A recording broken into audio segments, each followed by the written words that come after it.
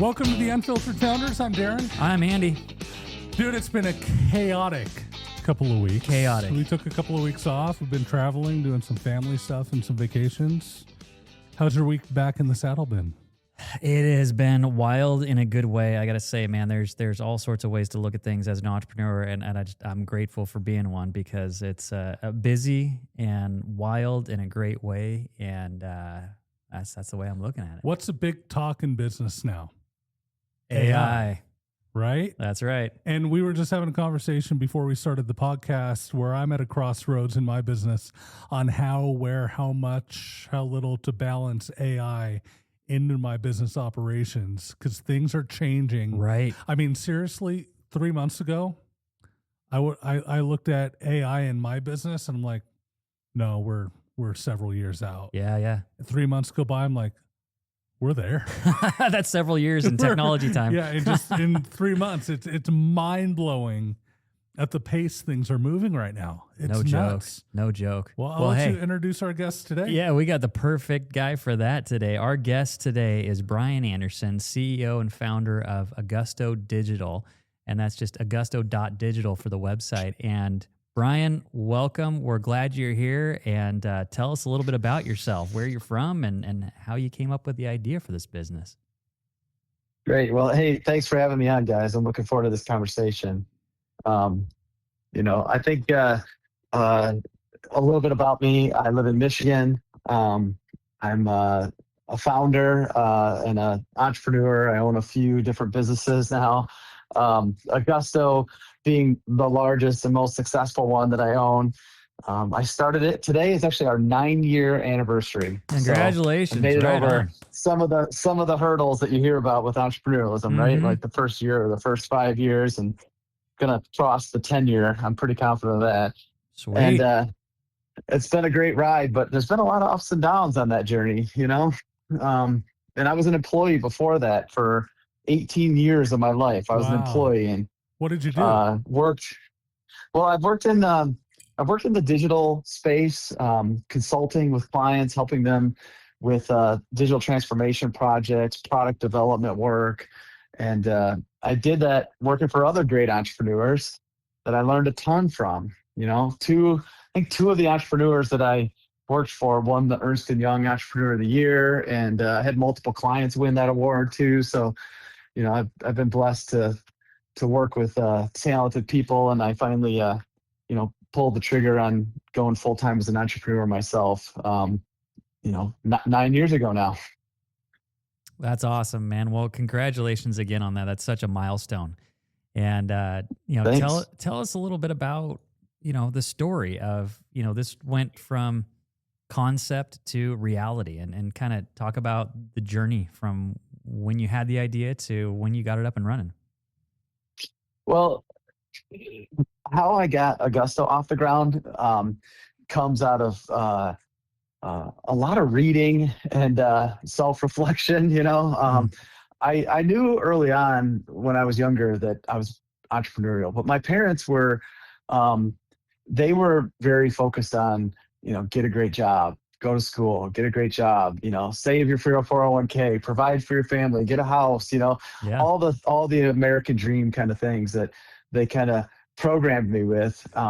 So I really didn't tap into my true entrepreneurial nature until a little bit later in my life, because I went and I lived those things out. I got a great job coming out of school. I worked for an accounting consulting company called Crow, and I was on the systems side of that business doing consulting. I saw a ton. I got to travel a ton, and I met with and worked for a lot of different clients of varying sizes, all over the country, traveled globally at times. And so I just had a lot of exposure through those early consulting years, but I got burnt out with the travel because we couldn't do, video calls with clients. We had to go fly on airplanes. So I was living on airplanes and airports and things, and, at client sites, helping them do, software work. And so I did that for 5 years. And then I went and I worked for another entrepreneur that had built a Microsoft Gold partner, and they were, doing even more engineering work. So I kind of got to learn even deeper engineering and apply the business and consulting skills that I had learned by being at Crow. I did that for probably 7 years, 8 years maybe.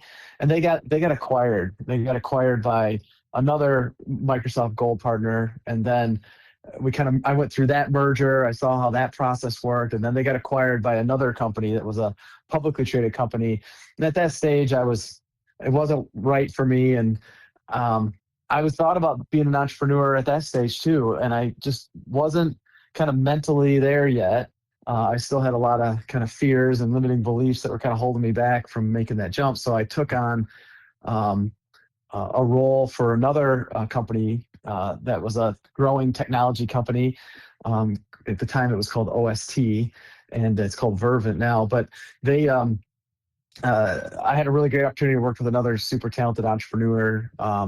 And they hired me to build the custom software development practice for their company. They had nobody in that practice. And I ended up growing that with the team there to, I don't know, I was like 65, 70 people or something when I left. And that's when I started Augusto. But, the origin stories that actually finally got me to pull the trigger on going full-time as an entrepreneur was born out of probably frustration and a lot of reading of books. That's common. Yeah. I took on an assignment to work on growing the Detroit office. So I live in Grand Rapids and I could drive to Detroit. I'd already done work in the Minneapolis office and stuff, but I didn't want to be on airplanes anymore. So I took this assignment to drive over to Detroit and work on growing the business for them over there.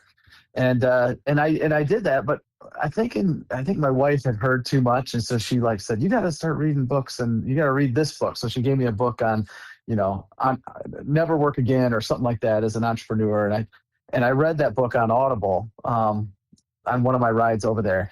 And after I read that book, I never really listened to the radio again. Every time I was in the car, I would constantly had an Audible audiobook playing in my ears, and I focused on self-improvement, self-awareness, entrepreneurialism, investing. I got into Robert Kiyosaki pretty deep. I read a lot of his books, and many, many more. Napoleon Hill, Dale Carnegie, Stephen Covey. Just so many books that basically reprogrammed my brain, and really helped me overcome a lot of those limiting beliefs that I had from my youth.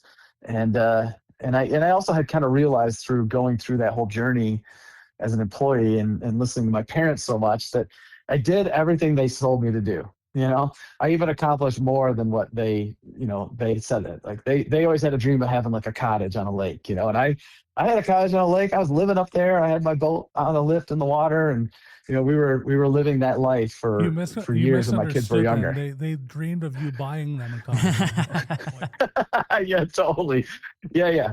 But when you do those things as an employee, I wasn't really in tune with the fact that if I really wanted to be wealthy, if I wanted to be free, I needed to have assets, and I needed to think like an entrepreneur. I needed to think like a business owner. And some of the Robert Kiyosaki books, when he talks about the cash flow quadrant, I clearly could see at that point I was in the E quadrant, and I never made it to the S quadrant. I switched over to the B quadrant, and then I've focused on B and I since then. Don't you love how every job description for a management position in a job posting says we're looking for somebody who has an entrepreneurial mind? It's no, you're not. Yeah. No, you're really not. I promise you. We don't last long in corporate America. America. We don't. Yeah. No. Yeah. Hey, I did get to the point. Yeah. Question for you. You've been in the technology world for a very, very long time. Over the course of those years, decades, what is the single biggest impactful leap in technology you've seen? We're living in it right now, man. We are living it. AI? Oh, absolutely. It's bigger than the internet. It's bigger than the iPhone. It is the biggest. I'll tell you what, in the late 90s, I was a radio DJ in the late 90s, and we were still playing vinyl records, CDs, and these old, what they call carts, that big clunky tapes that get thrown into a deck, and they reel through, but you don't have to rewind them. They self-cue themselves like again. an It's a 8-track? continuous reel, similar. And that's what we play commercials and stuff off of. When we started having computers, a DOS-based program that could talk to a whole wall of CD players and trigger off music, it was like, okay, well, now people don't have to be here anymore. We can play music all night long without somebody there playing music. And then when hard drives and processors got big enough to start storing the music digitally, then they're like, oh, well, we can start recording our voice and inserting it in between songs. It's called voice tracking. And instead of being live on the air for a 4-hour show, you could record that 4-hour show in 15 minutes. Right. And all of a sudden, our worlds as radio DJs got rocked. We all went from full-time to part-time. They fired, 75% of the people. Wow. I was fortunate to keep my job through all of that. And still today, I still do some radio work. Nice. But you had to get on board with that technology. And I just don't, AI is kind of doing to the whole world what broadcast automation did to radio in the early 2000s. Yeah, Brian, I totally agree. What are you seeing out there? AI, you live it every day. Like, what's tell us about what you're experiencing in terms of how businesses are using it, how you're maybe using it in your business. Well, what I see is most people start with chat, right? Like, I think the evolution of AI starts with most people realize the power of it when they start to work with the chat. And they realize they're interacting with these large language models, and it's just unbelievable what can be produced with so little prompting, right? Yeah. And you start to like, I don't know, your first experience with this, pretty much you're blown away, right? And then you just keep using it and using it and using it. Next thing you know, it's like part of your daily life. And then there's this evolution. There's this book called The AI Driven Leader, and I recommend that book. It's by a guy named Jeff Woods. And he kind of starts talking about how to start using AI as a strategic thought partner. And so you start going down that path, and you start having AI ask you the questions instead of you asking it the question. And you start to like treat it like it's a companion that will help you think faster and help you think better, right? That's like another step. And then we start applying these things to business. And in business, most entrepreneurs I know are interested in an ROI.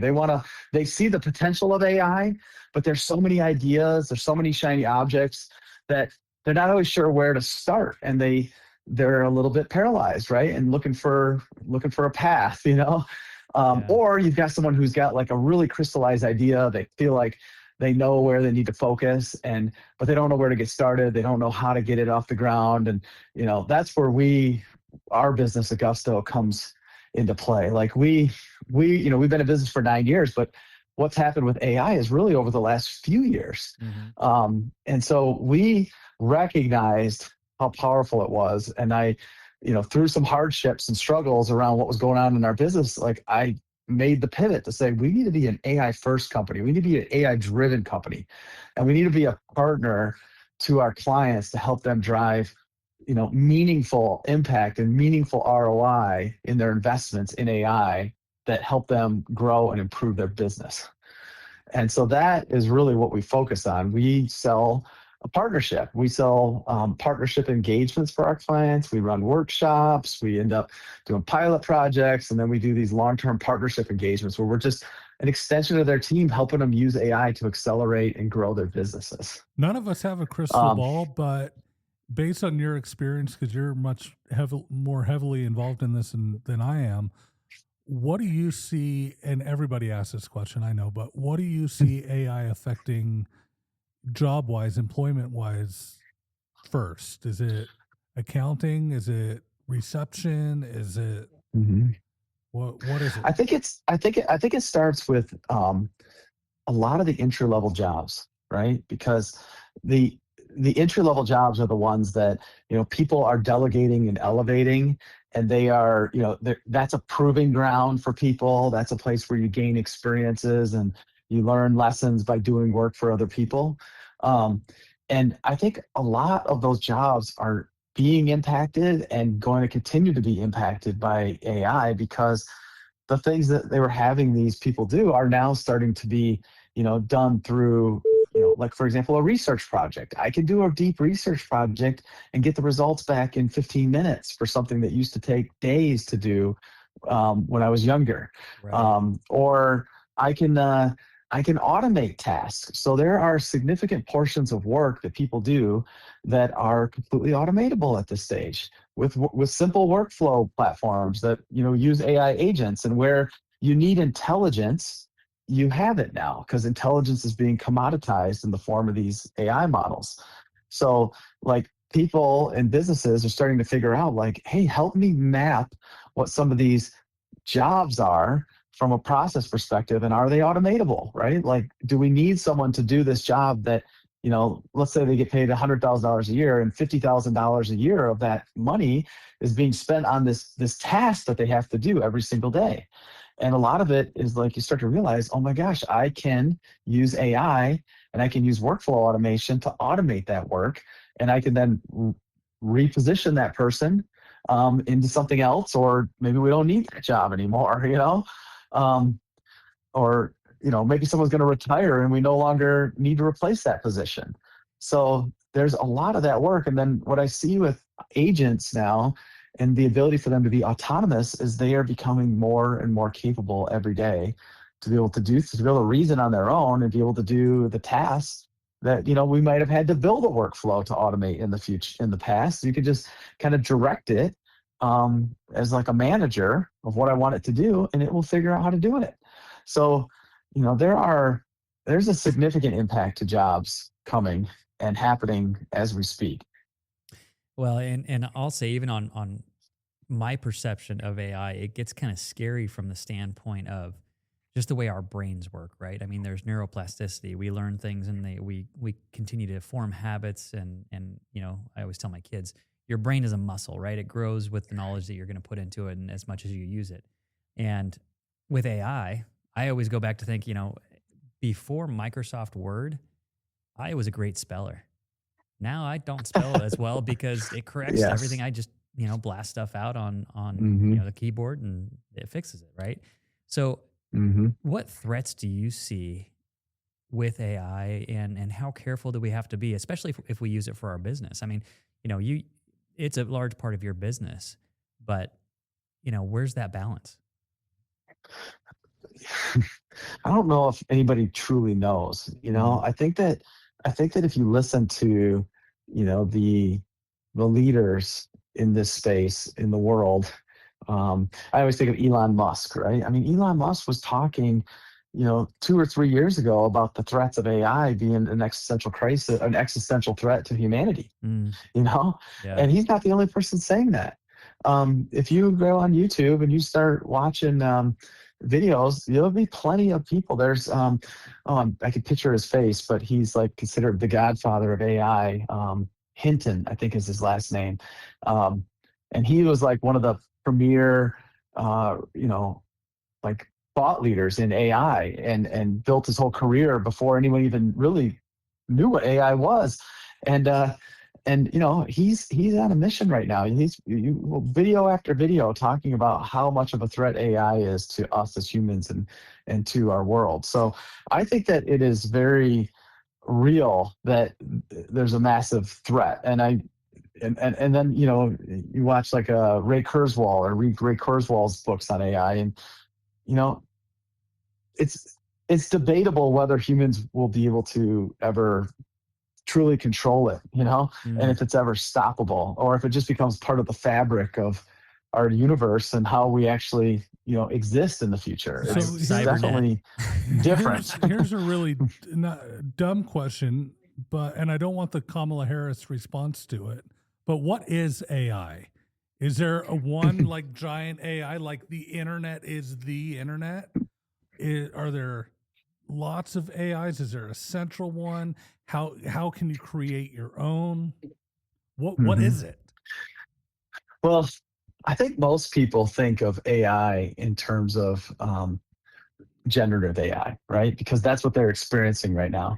So, and in generative AI, you have a lot of models out there right now that are continuing to grow and become more and more sophisticated, kind of independently of each other. You look at Anthropic and OpenAI and Grok and Manus and DeepSeek, and there's countries competing right now to like build the best AI models and to like innovate and use AI for strategic reasons, right?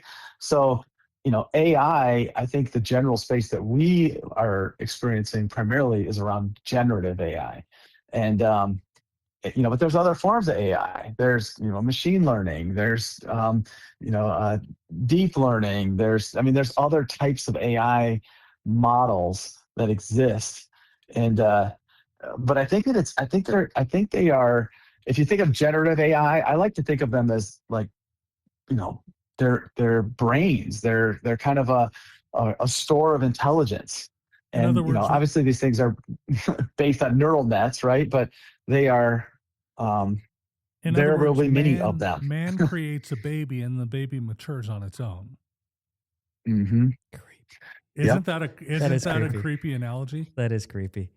Well, so I kind of want to go back for a minute and dig a little bit more into your story, Brian, about real quick before we do that. Okay. I got one more AI question. Okay. So Darren's all on AI today. At what point does AI come into the physical realm where it starts literally building machines building physical machines that then physically build things? You watched Terminator lately, didn't you? I did not. No.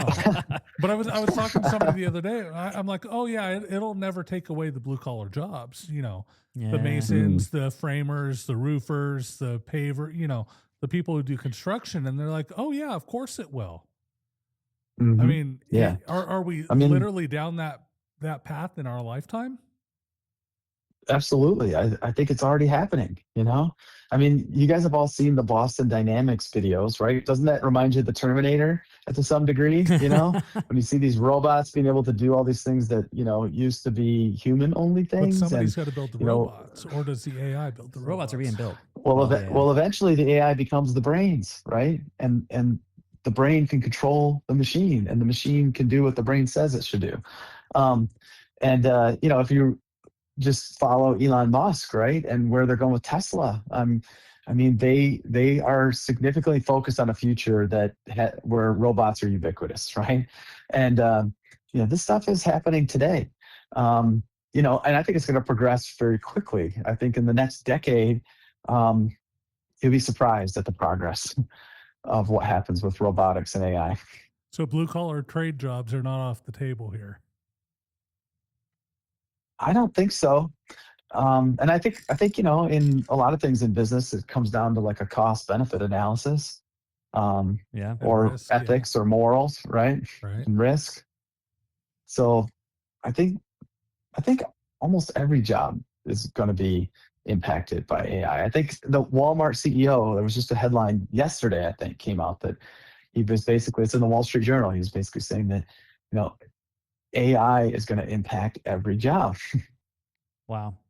Yeah, I saw that article too. That's interesting. That was I don't know. I didn't look up Walmart stock after that statement, but I can't imagine it went up. So Brian, you started this business from nothing. I love that your wife was involved. We've had so many conversations with entrepreneurs, and the spouse is always involved one way or the other. And good, bad, or ugly. Yeah. And so, tell us about kind of, you had to get to a point where you had to make the leap, right? I mean, you had to go from making money in exchange for your time that you were giving to a company to taking a leap and maybe not making anything for a little bit. What was that like? Tell us the story of that part. Oh yeah, that part of my life is good, but it comes with turbulence, and struggle. Because I was really struggling being an employee. I had, I told you about reading all these books. I was working for these other people, and I probably read 100 books during that time because I was driving over to Detroit so many times and meet with all these clients and trying to grow this business for them. And I would just, I got disruptive. I got very disruptive. I was creating problems for, the managers of that business, and the, I just wasn't like aligned with their culture and where they were going with things. So I was disruptive. And so I became, not the best employee. And, they eventually decided to fire me. And there was like a lot of drama associated with that. But, eventually I got to the point where they fired me. And there was this moment where I was like walking out of that office, and I was like, I was emotional about it. And within like, a day or two, I was like, oh my gosh, this is the best thing that ever happened to me, because I was able to get a severance out of that process. And I held a pretty valuable position for them. So they, and I had a contract in terms of what I was doing with the Detroit work. And so, I had to hire an attorney, but I got a severance. And that severance, basically, I used as startup capital. And my wife at the time was staying home as a stay-at-home mom. I mentioned we were living up at the cottage on a lake in northern Michigan, and I remember telling her, I said, I think I'm getting fired today, and I'm not going back to get another job after this. And she's like, okay, I got your back. Do it, whatever you got to do. Awesome. And so, but that took like years to get to the point where she would actually say that. I love the idea that you get to take your severance that they paid for you and said, you're the ones who built your competition. I do. I love that. Isn't that the greatest? Yep. And then, the funny part about that was I had a little time. So I wasn't desperate to go say, oh my gosh, I need to rush in and start this company and start going all in on it. I spent a couple weeks, I don't know, wake surfing and fishing. And I eventually invited two of my longtime colleagues, Joel and Jim, who are co-founders of Augusto. But I invited them up to the cottage before they were co-founders, and I took them for a ride on my boat, and we dropped the anchor in the middle of the lake. And I said, okay, guys, we're figuring out how to start a business together, or you guys are swimming home. That was the genesis story of Augusto right there. That's awesome. Cool. That's entrepreneurship right there. It's either we're gonna sink or swim. Yeah. That's great. Yeah. That's great. So would you, obviously you experienced a ton of emotions from the beginning. Would you change anything? I mean, I'd have started being an entrepreneur a lot earlier. I would have, and I was bootstrapping stuff. I was building things. I was writing software. I was trying to build SaaS businesses at my kitchen table. I had, partnerships with different people. I probably started at least a dozen businesses at this stage, So I had done some of that while I was employed, and I was bootstrapping, and that was really hard, right? Like I thought we'd have something, but we never got anything to like a cash flow level where I could like quit my job and go start focusing on that, even though that was the dream to do that. It wasn't until I like you said, I burnt the boat. I was like, I burnt the boats, and I'm like, we're not leaving. We're staying here. I'm going to be an entrepreneur, and I'm going to figure it out, and I'm going to deal with the ups and the downs, and I'm going to persevere until I'm successful. And that's really what got me to this 9-year anniversary of Augusto. How many years did it take you to where you finally felt like 100% confident, like I've made it? I don't know if I ever feel that way, That's healthy. That's a healthy thing. That's pretty much it, right? I think I go through these periods of time where I feel like, oh yeah, we're in a great spot, but those times don't last forever. The white water comes, you got to navigate it, and you'll make bad decisions as you go through the process of being an entrepreneur, because you don't know everything, and you think you might, or you just don't realize how risky something is until you actually start doing it and you start living it, and you realize, oh well, that's not the right path, or you'll be like me, where you get a shiny object syndrome, where you really have a vision around wanting to build something or make something come to life, and you start focusing on that, and then I start spreading myself too thin, and now I'm not very good at anything, So focus is one of the things that I've learned through that journey, is like, I'm gonna really focus until I have figured it out, and that it's really a success, and I can really have the people around me that can actually run and operate this thing without me, in a sense. That's when I feel like I made it. When I'm free, when I'm 100% free from the business and it's running and it's got a great team that completely runs it without me, then I'll feel maybe awesome. secure. What's your biggest piece of advice for somebody who's still working in the corporate world, who's kind of like you are, sitting around dabbling on their time off with business ventures and wondering, oh, I just can't make it, what's your advice to somebody who's thinking about it, who wants to do it, but doesn't have the courage to? Start reading books. I think too many people are, they are programmed by their parents. They are living the dogma of other people's lives. They are uneducated. They are in a hypnotic rhythm that they're doing the same stuff every single day, and it's comfortable, and it's like scary not to do that. There's a lot of things that like work against you making that leap, and then you'll feel these emotions too. You'll feel fear and anxiety and all these things that are holding you back from doing what in your heart is the thing you should be doing. And so for me, books, like I mentioned, Robert Kiyosaki's Rich Dad Poor Dad book. I mean, that was a great book for me to read at the time I read it. I've read it again. Or Napoleon Hill. Like, I think Think and Grow Rich is a masterpiece. I think Outwitting the Devil by Napoleon Hill is a masterpiece. Like, really getting straight with your soul and figuring out like what is it that you want to do. And a lot of that's being determined and living the life that you want to live. I love that. That's awesome. I love that. There's one saying I talk with my wife all the time about this. There's a very big difference between smart and educated. Amen, brother. Amen. Well, I will say on your point too, Brian, there's a book that I'm reading right now called The Gap and the Gain. It's by Dr. Benjamin Hardy and Dan Sullivan, and it talks about really how we view things. And one of the things that entrepreneurs struggle with is what they say is typically entrepreneurs make the mistake of, after reaching a goal, they measure it up against an ideal.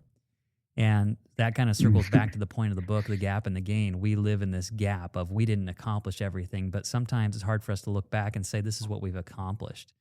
And so, congratulations, hats off to you. 9 years is awesome. It's been an honor having you on this show, and we're looking forward to following up with you and hearing where you are when you're in year 15. So thanks again, Brian. Yeah, I appreciate it. Thanks for having me. Thanks for joining us. We'll do it again next week. Take care.